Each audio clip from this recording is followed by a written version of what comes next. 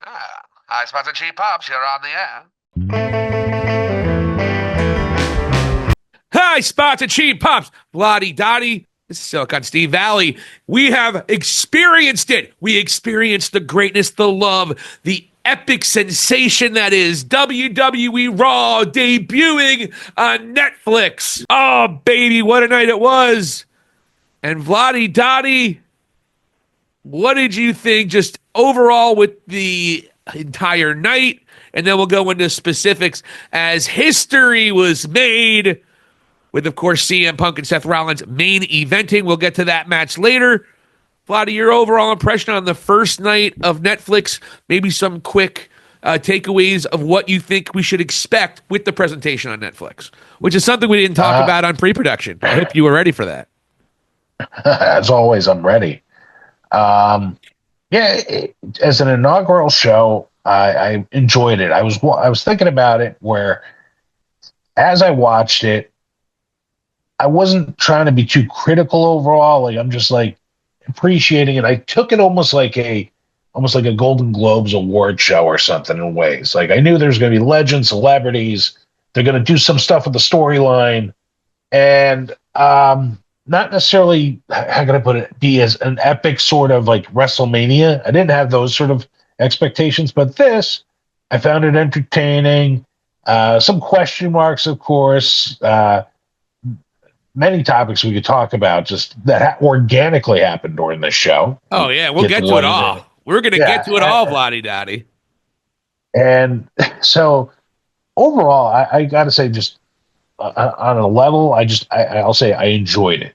Right. Looking back at it, it's funny, certain things that have happened, even storyline wise.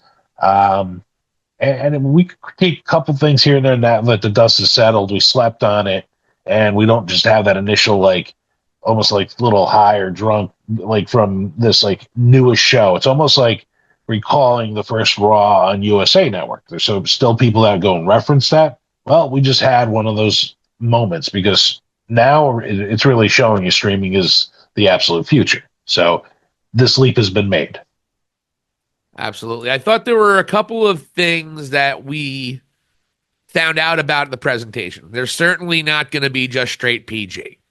There definitely are going to be some things that WWE is going to try to get away with, and we're going to get into a couple of those things. But let's get right into the show. We'll kind of go in a little bit of chronological order here. Triple H with that great promo about professional wrestling and how you paint canvases, and we're telling stories. Now we're telling stories. We're telling the audience this isn't real. These are stories, and we need you to tell our stories. It was nice. Yeah. I don't know how much I love peeling the curtain back this far, to be honest with you. But WWE did a lot of that peeling back with just the first 20 minutes or maybe 25 minutes of this episode. Of course, you have Triple H with his promo after that. Yeah. Great. Look, we know the production value is going to be nothing but top notch when WWE is in charge, particularly now that they have a sane human being running creative. Right.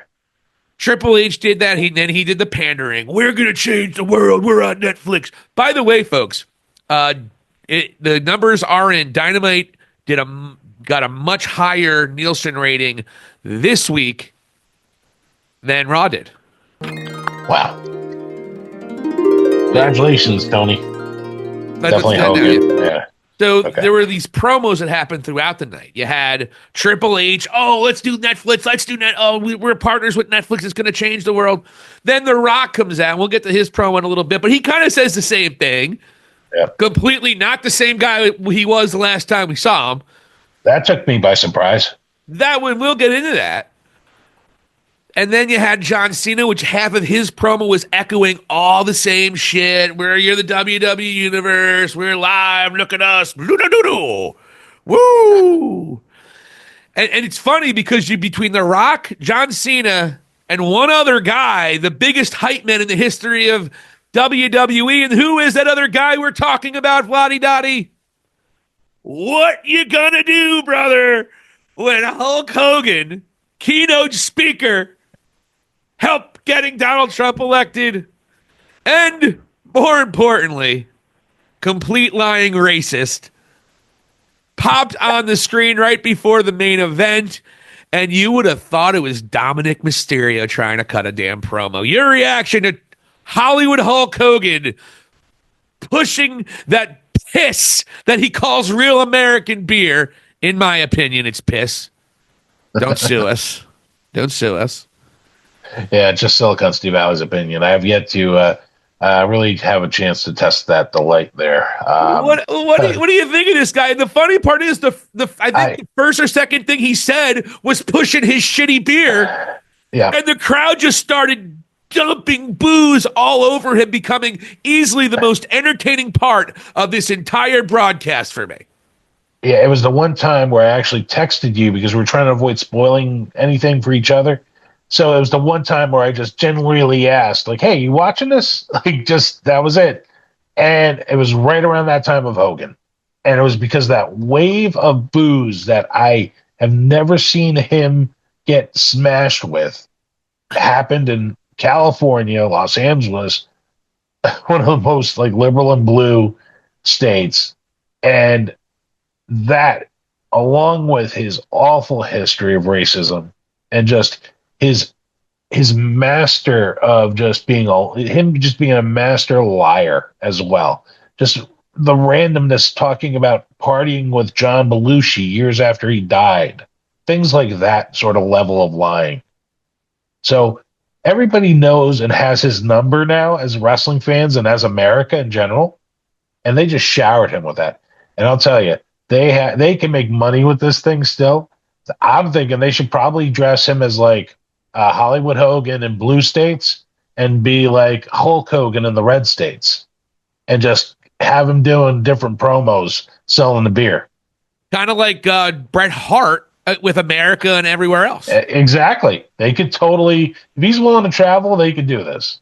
I mean, I could just see that. I mean, I don't know if they want to bring him back at his age and try to get that kind of heat. I feel like they're going to try to keep him.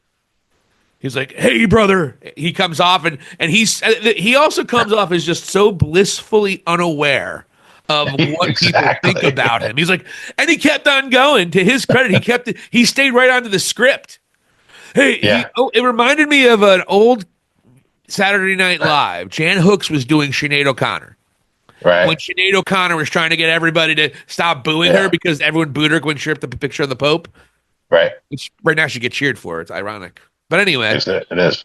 So Sinead, and every time she tried to say bad things about and it wasn't about the Pope. It was about, and she kept on bringing up worse and worse people where she even got all the way to Hitler, and people still booed her. It's like, you're booing me wanting to rip up a picture of Hitler now? And that's what Hogan did. Hogan kept on trying to name drop, and it didn't matter.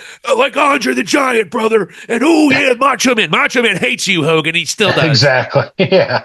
And the fans just continue, no matter who he brought up. He could have brought up Jesus Christ or Vincent Kennedy McMahon himself, and the crowd still would have booed the living hell out of him because everybody knows, brother, he ain't nothing but a racist, lying douche and self-grandiorizing himself. And that's what it comes down to. I'm sure political differences have something to do with it, but damn, The Undertaker came out and he got a huge pop, and he was a Trump supporter as well. So it's not the only reason Hogan got booed for all of you who thought it was. Use your brain. No, it's the racism and lying that people probably... Yeah, it's Jesse the Body Ventura or superstar Billy Graham when they think of Hulk Hogan. Or Bruno Sammartino. They're all dead. Well, Jesse's still around. Thank God. Yeah. But yeah, so that moment in time was just epic. And I'm like laughing and smiling and just enjoying this guy getting booed out of the house. And I felt so bad for Jimmy Hart, man. He was like sweating bullets out there, just waving that American flag, getting that sort of heat. We got to bring back the Nasty Boys, Hulk. What do you think about that, man? Yeah. And he's waving the American flag, doing everything he can to make this a babyface moment. Comes out waving the American flag. Boo! Hogan could have had a gaggle of puppies And it would not have mattered. He was getting booed. And I could see him after the fact with Triple H. Hey, brother, I thought it went out great. You hear the crowd out there? They couldn't stop making noise. I don't know. My Hogan sounds like my Macho Man. It does. It is all morphing into it. Yeah, we can't do that. But Hogan's just trying to go to Triple H like, hey, brother, I think I need to go to New York and bring all the Hulkamaniacs out there. And Triple H's like, no, I don't think so. I don't think they'd like you there. Well, it's just because they're woke, brother. That's what you're going to do when Hulk Hogan and my speech at the RNC. No, I think it's mostly because you're racist and a liar. Yeah, I think it's the racism and lying. So we're going to send you to Little Rock, Arkansas. They'll love you there. No, brother. You'll be way over. Send me to Seattle, brother. No, you're going to Little Rock. Yeah, that's where you're headed. And we'll sell your crappy beer. And we'll have it be one of the 15 new sponsors on our wrestling mat. Great. Oh, Hulk Hogan. Yeah, I read earlier in the day that they linked up with this beer company, and I didn't know what to think of it. I was like, all right, I guess it makes sense. It is what it is, and it's like there's definitely a market for it there. I mean, Triple H and Stephanie and Linda were at Mar-a-Lago on New Year's Eve, so they're entrenched, and they have this opportunity where people are going to buy his beer, especially in the red states where they go and appear there. So they're going to make money hand over fist, I'm sure. I'm not drinking that piss. I'm not drinking anyway, but that's not the point. I still wouldn't drink that piss. Is it a lager? I don't know. Is it a pale ale? Is it an Indian pale ale? I guess it wouldn't be. Is it an American pale ale? Is it? Well, it wouldn't be. It wouldn't be an Indian pale ale. Remember? An all-American Indian pale ale. I would probably put Stone Cold's IPA over it, just because I like IPAs more. You know what? We should do a blind taste test. Let's do it. You know what? We're gonna get what's Stone Cold's called again? Broken Skull Ranch. Broken Skull IPA. We're gonna get some Broken Skull IPA, and we're gonna get some Great American beer. I don't know if it's available everywhere. Is it available by you? I'll look it up. We'll look it up, and we're going to do it on... Yeah, we're going to do it. We're going to get a taste test of good old Stone Cold Steve Austin's Broken Skull IPA and Hulk Hogan's Great American Piss. And we're going to see which one tastes better. And I'll be honest, it's going to be a blind taste test, Vladdy Dottie. Are you going to do this as well? Yeah, I'll do this too. Yeah, absolutely. How should we do this? Should we have one beer be poured? You and I are drinking it as we do the show. And then after that, the other one we'll drink, and then we'll just say what we feel. But we're going to have the whole beer, right? Yeah, we'll have both of them. Okay. Yeah, that's what I'm saying. Unless it's terrible. Yeah, I'm sure there's that possibility as well. And you're an IPA guy, right? Yeah, I'm an IPA guy. I think I feel like Austin's was based on because he really loves drinking beer. Yeah. Hogan, I don't know. I think he's just a douche. You'll give me a check, brother? Let me tell you something, brother. As long as you give me the money, I could get a bunch of maniacs to buy my beer, brother. Thank you so much for watching High Spots and Cheap Pops. For Vladdy Dottie, this is Silicon Steve Alley. Hit the subscribe button and let us know what you think. Thank you for watching, and here endeth the lesson.